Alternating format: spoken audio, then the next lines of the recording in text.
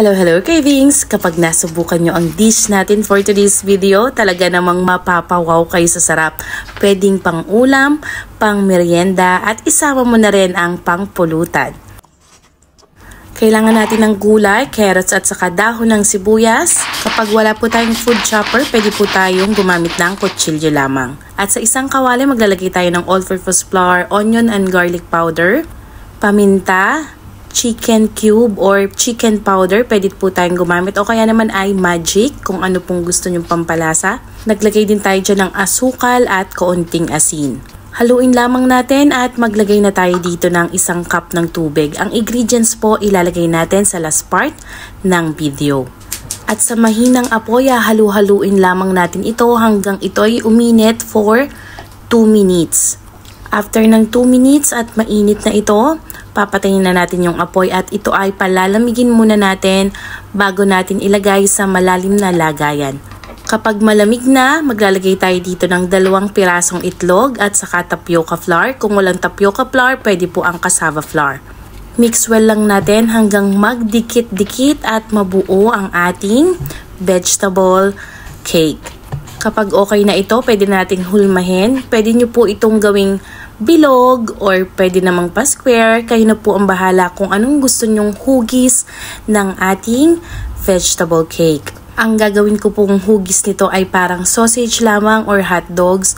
Para pag pinrito natin, pwede natin itong hiwa-hiwain or gupit-gupitin. Pagkatapos nating hulmahin, idiretso na natin ito sa kumukulong tubig. Nasa mahinang apoy lamang tayo at pakukuluan natin to ng mga 10 to 15 minutes.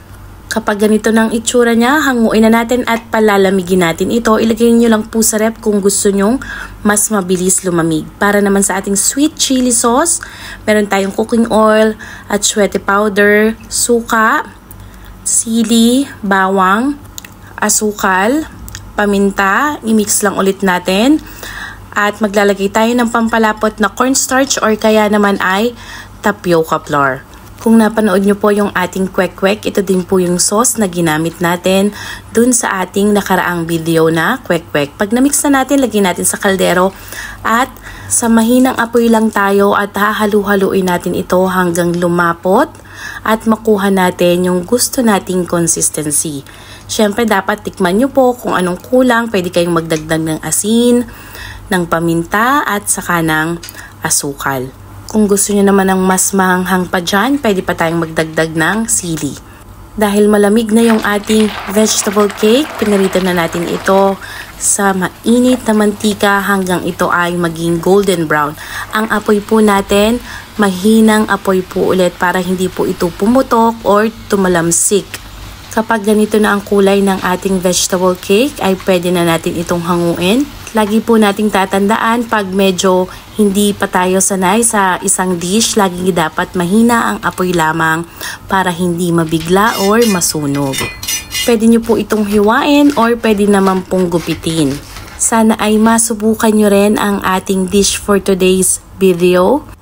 Paki-like na rin, pa-share, pa-comment, at saka patag na rin ang gusto nyong itag at don't forget na i-follow po ang ating page, ang Kikay Cravings.